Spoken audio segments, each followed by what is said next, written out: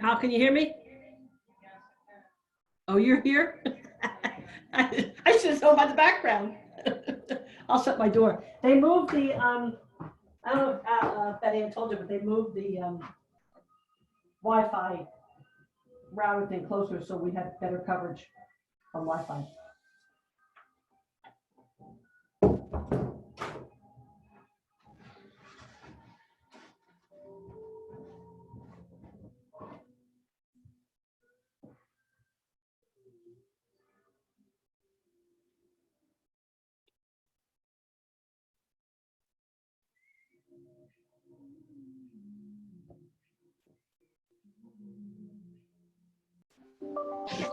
This is a special meeting to Mayor of Fairhaven. In accordance with the provisions of the Open Public Meetings Act, public meetings may be held in person or by means of communication equipment to include streaming services and other online meeting platforms. Due to the COVID-19 situation, the Borough of Fairhaven's municipal facilities are closed to the public. This meeting is presented through the Zoom meeting platform and being broadcast from Borough Hall, 748 River Road, Fairhaven, New Jersey. Public participation for this special council meeting of May 1st, 2020 is available by call-in phone number or through the web conference Zoom. Members of the public will be on mute until public question comment time, which will be announced. At that time, the public has the opportunity to question comment by phone or through Zoom by the raise hand button or *9 if you're on a phone, and will be called upon at the appropriate time. Notice of this meeting was provided to the public who requested such notification sent to the Asbury Park Press at 2 River Times, the Hub, and the Star Ledger on April 29, 2020. The notice was posted on the bulletin board, posted on the Borough website, and in constant contact on the bulletin board in the municipal building as required under the statute. Allison, roll call, please. Council members Banahan, Christner Keefe, Here. Hotch, Betsy, that's you. You're on mute, Bets.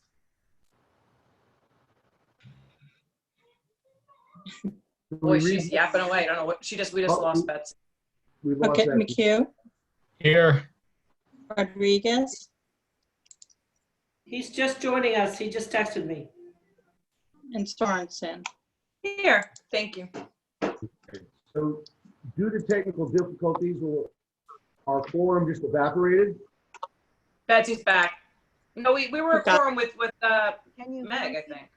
Can you hear We me? had Meg, but Meg's gone now too. No, I'm here. I just turned off the video because we're having I'm having a child issue. So I'm listening. I'm present. just not Oh, okay, so we're here. subjecting you all to Thank the you very video. much. Allison, welcome. did you get me? Yes. Allison, I can got hear me? you, Betsy. Yes. Okay. Okay, very Gotcha. good. And Meg, thank you for chiming in to let us know that you're still there. Okay. Roll call's done. Public comment on agenda items. May I have a motion open? So moved. May I have a second? Okay. Teresa? Yes, sir. We have how many participants? We have 4 attendees. Okay. I just elevated Chris Rodriguez to a panelist because for some reason he was in the attendee group.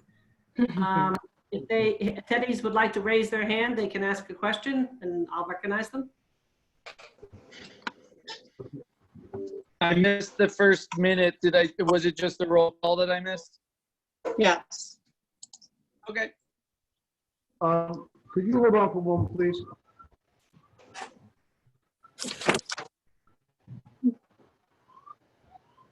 Who's whistling? Is it the ocean in the background? No, it's whistling. Somebody's whistling. I'll rub that in, Betsy. There's a birthday party from my next door neighbor, complete with police escort of the parade. It's going to be noisy for a bit. I'm not sure if there's an appropriate use of taxpayer dollars, but be that as it may. Anybody from the public would like to speak?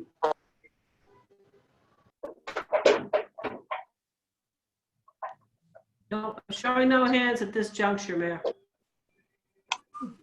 Motion to close public comments on agenda items. So moved. Second, What's the siren? Everybody please hold for a moment.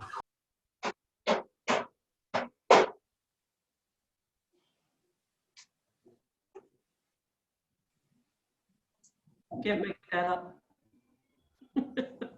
Yeah.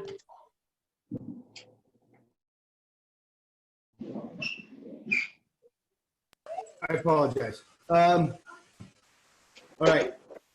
We have a motion for resolution 2020-90, extend second quarter tax due date to June 1, 2020. On the motion. Second, Second. Mayor, I Any just want to clarify that we're not actually extending the due date. The due date remains May 1st. We're extending the grace period from May 10th to June 1st. May 10th to June 1st. Okay. Reading. All right. Is there any discussion about this? I just have a point of clarification. The way I understand it, the state has extended their requirement for our taxes to be paid to them, meaning the boroughs, been determined by the county or the Board of Ed. Is that right? We don't pay taxes to the state directly, Meg. We pay them to schools and we pay them to the county. Okay. At this juncture, we've already, the CFO and myself have been in contact with the schools. We're going to pay them partially on the 15th and the balance and we are waiting, I understand by talking to the mayor, to see if the county is going to extend their May 15th due date. We are watching our cash flow and our tax collection very carefully. As of this morning, we were only about 50% of what we were at the same agencies for the banks has not paid us yet. They do tend to wait when you extend your grace period. We'll have to wait and see how that goes. So we will be continuing to watch the cash flow carefully. In my conversations with freeholder are known. The statute in this declaration did not address the fact that the county has a 6% interest rate for payment, and there was no waiver of that.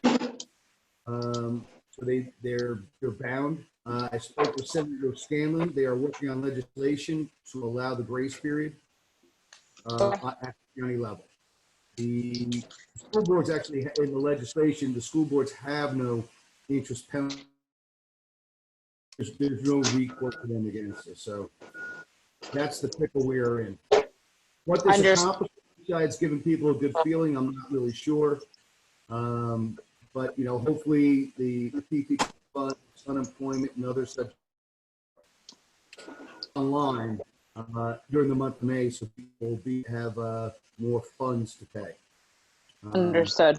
So there Right, we are. and this is simply a statutory mechanism by which municipalities can extend that grace period if they.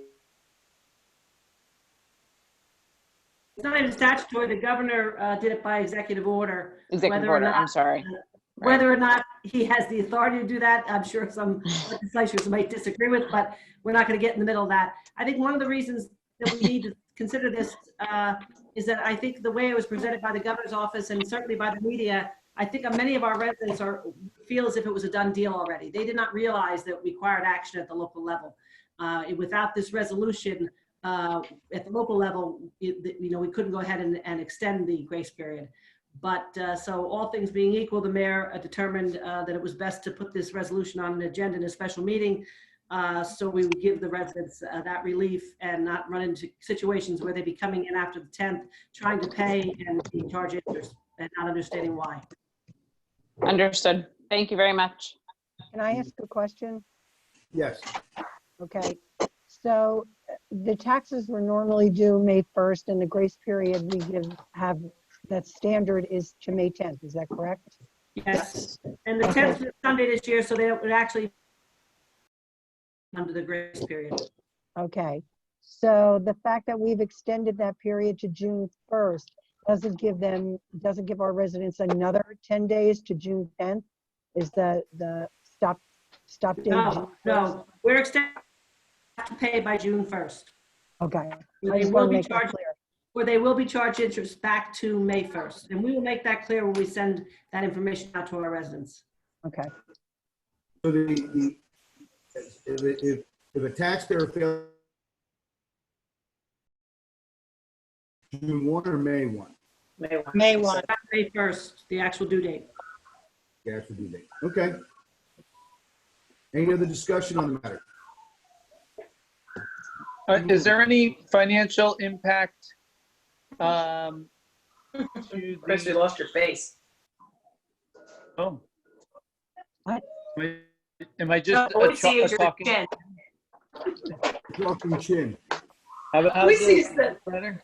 Is that good? no, I always see your hands. So, what negative ramifications are there, if any, that we would absorb as part of our budgeting process? Well, the only negative ramifications are really cash flow. We collect and disperse taxes on behalf of the county and the school districts. And, we're not a bank, so if we don't collect the money, we can't disperse it. So at the end of the day, the school districts, like I say, they don't have an interest component, but we worry more about their cash flow too. They have to pay their bills and they have to pay their payroll, et cetera. So we did talk to both superintendents and both business administrators, and Colleen and I, and they're fine with splitting the payment between May 15th and May 29th. And then we're just waiting on the county because the county, of course, is, about 20% of our collection goes to Monmouth County. And we are compelled by law to turn it over to them by the 15th, or they will charge us 6% interest. So, if everything looks good on the, the 15th, we can even hand deliver those checks to the county if need be. We do have, we're not poor. We do have, money if we so desire to do an interfund transfer for the CFO, but it's not something that you commonly do when it comes to tax collection. We commonly collect taxes, we put it in the current fund, and we cut the checks to the entities out of the current fund. And then one last question. As far as March and April are concerned, we probably have closed the books, but not fully accounted for everything yet. Are we ahead of budget? Are we behind budget as a result of COVID? Are we spending less money because we're doing less stuff in the community? We're just not incurring, or is it just a non-material shift? Either way.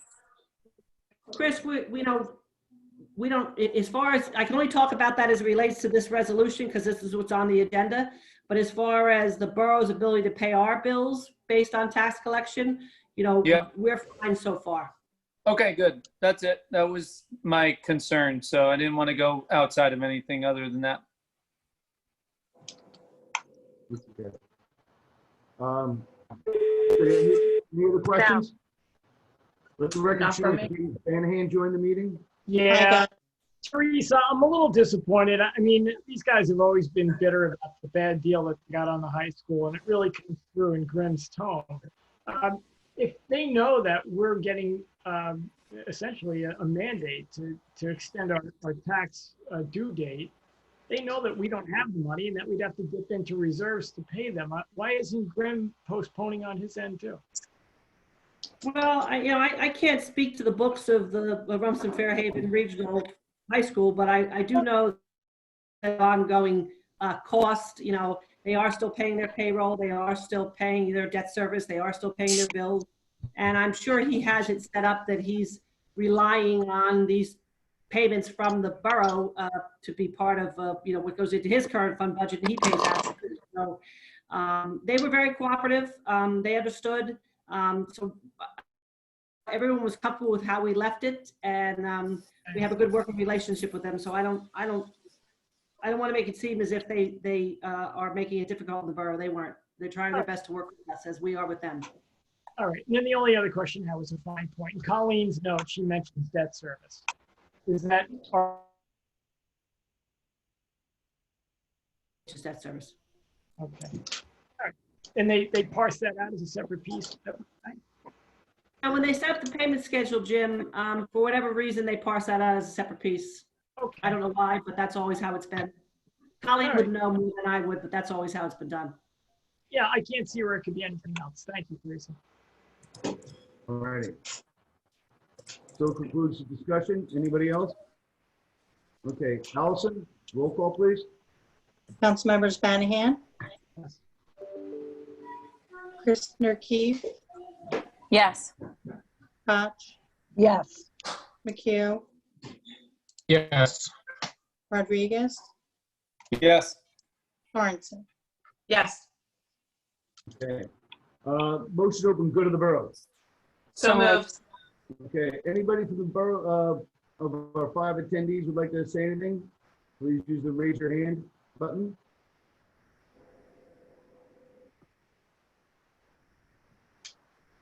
Okay, seeing none. Motion to close good of the borough. So So moved. moved.